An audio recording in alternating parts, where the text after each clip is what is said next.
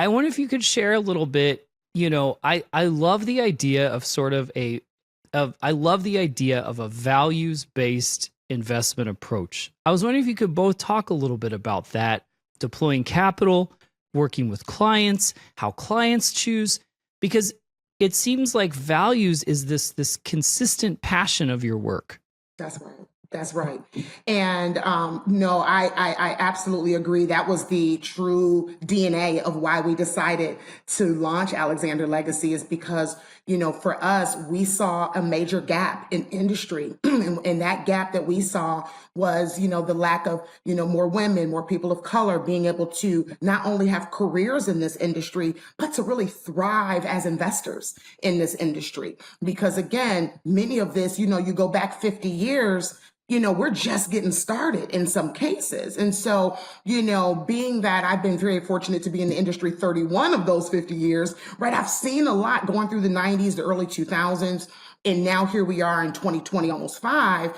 And we just know, like, if we're going to make a difference in this world, if we're going to not only help to close the wealth gap that we know is critical, as we look at things like inflation, the fact that many young people are being etched out of even being a first time home buyer, right? Hope and I bought our first home in our early 20s. To think nowadays, is that even possible for our young 20-year-olds to even be thinking about purchasing a $300,000 home in Chicago? Right. So those are the things, to your point, that I just sat back and I said, well, if anybody going to do something about it, it's got to be us, right? Right. We need to really take this opportunity, because with anything, right, any real businesses, they're trying to solve a problem. And so we saw a problem. It's about making sure people can eat and have access to clean water, access to energy, access to the things that us as Americans just take for granted.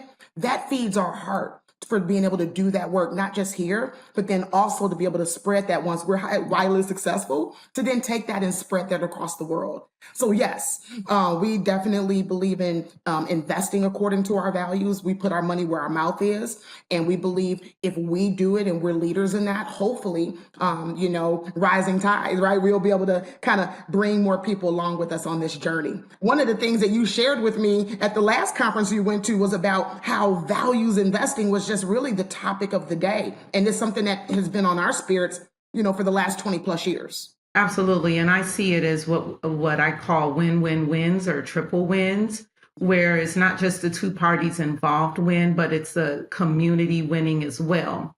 And a lot of times that, people think that in order to do good, that it's only in that philanthropic space.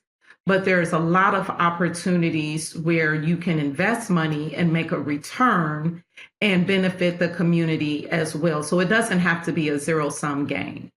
That's right. Well, Hope, I was wondering if you could share a little bit about your passion and investment and the project that you're working on. What is the heart of agriculture and really the mission of the college that I work with? And I'd love for you to share that.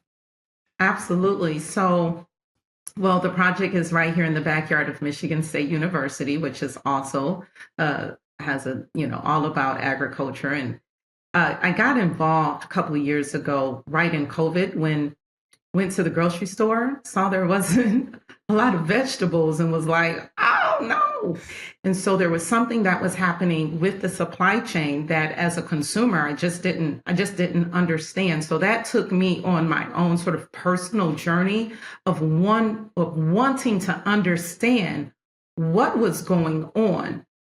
And what I found just unnerved me, that farmers were actually plowing their harvest back into the ground because they couldn't get the food to the people. The supply And chain. so Yeah. in a time where we are touting, farm to table, but we recognize that many of us, unless we're going to a restaurant, we just don't really have that experience. Sure. And I wanted to find a way to, how can I create this farm to table experience? And so it was that precipice that pushed us into this project, that people can essentially walk right out of their porch and have access to fresh food. And that using this no-till methodology, that they can not only get fresh, wholesome food, but I found that, wow, when you treat the ground well, then it allows that the ground and the air to positively interact with each other. And so in an urban environment, in Michigan, I'm sure it's in Illinois as well, there's a lot of smog and foggy days out there. And so we're all dealing with pollution. And for the first time, I think last year, we even had some days where we couldn't go outside without a mask on, right? Sure. And so how can now we participate in empowering the land to clean the air?